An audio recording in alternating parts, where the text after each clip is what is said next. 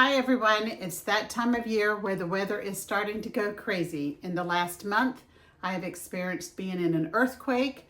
We've had some torrential rains that have caused power outages, and this month starts the hurricane season on the East Coast. So let's see how well we are preparing ourselves for the minor emergencies that might be coming up in our lives. Stick with us.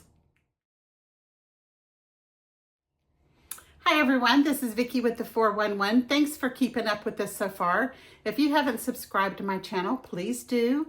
Share with your friends and your family and invite them to take this journey with us. It's important that if you don't do everything, do as much as you can to help any kind of emergency go smoothly and stress-free as you possibly can. Okay, we're going to start with our food for today. It says to go back to week 9 where we made a weekly menu of using canned items or items that we had on our long-term food storage. Take those items and make your menu list for the week, and then make your shopping list for the things that you didn't have. So we're going to repeat that again today. We want you to go and make a week plan, menu plan, using things that you have in your household, whether in your short-term food supply or your long-term food supply, and come up with a menu. And what you don't have, need to run to the store real quick and grab that so you'll be ready for this week. And just remember, you might lose power tomorrow. We had trees go down in the other neighborhood and it knocked us out of power for 12 hours. So you never know. Not an emergency, but I had what we needed to back us up for those 12 hours. On our household items, we're starting summer. It says to grab a pack of 100 paper plates and a pack of jumbo plasticware. Now, I don't know what you do where you live from, but out here in the South, we have lots of cookouts. And so I buy stuff like this all the time. I buy every season that comes out with a new plate and the jumbo pack. Now, I got both of mine at Sam's Club. You can do Walmart, any place like that that has that stuff, but keep it on hand.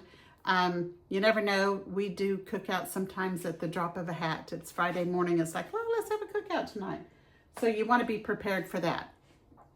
Also, sometimes when other people have an emergency and, you know, they don't have power and you do, you've invited people into your home, and it's nice to have extra supplies like that on hand so that you have plenty and you don't have to burden yourself with a lot of dishes.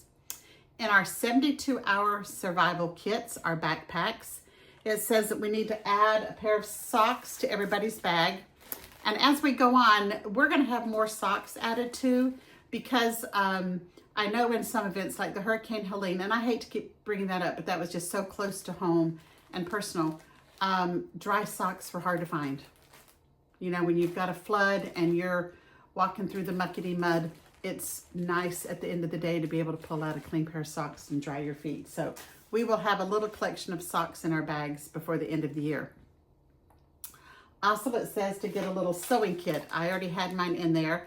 Mine's not a real fancy one, but it's got buttons and needles and a tape measure and all kinds of different colors of thread. I can mend almost anything with this, anything small. I don't want to have to do, you know, like alterations and take something in, but that'll work. And I don't know if you've noticed, but I keep a lot of my stuff, everything in a Ziploc bag. And most of my bags I have just found and collected over the years with things.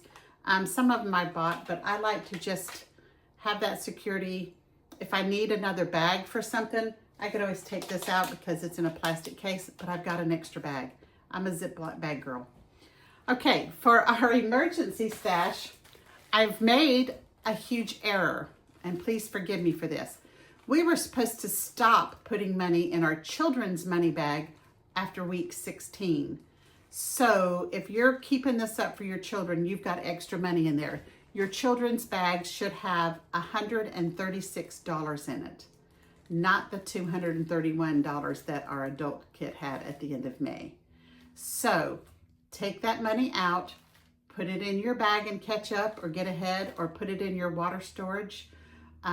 Certainly don't go out and blow it unless you want to take everybody out for ice cream or something. But anyway, my apologies. So from here on out, our money is only going in the adult bags.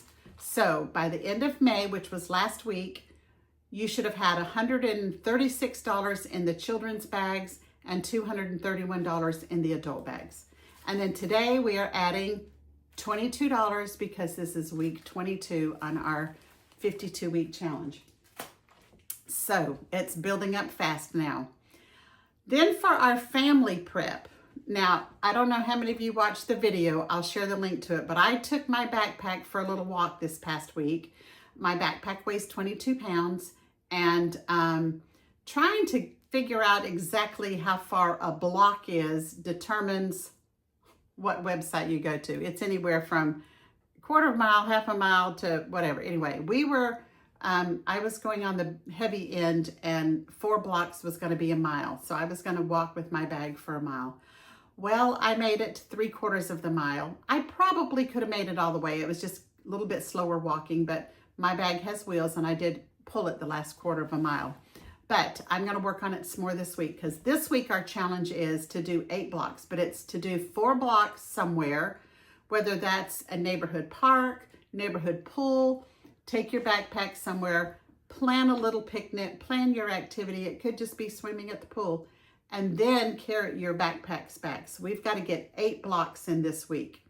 So I'm going to work on that, and I'm going to make that my 2-mile mark. When I walk with my neighbor or my husband, I walk 2 miles. So I'm going to try to build up and get my backpack going for 2 miles. So that is my big challenge, and I extend that challenge to you. So have a little family outing, go do something. Even it might be just walk 4 blocks, have a little picnic in the backyard, something like that. Then our last thing is we're going to add $10 more to our water.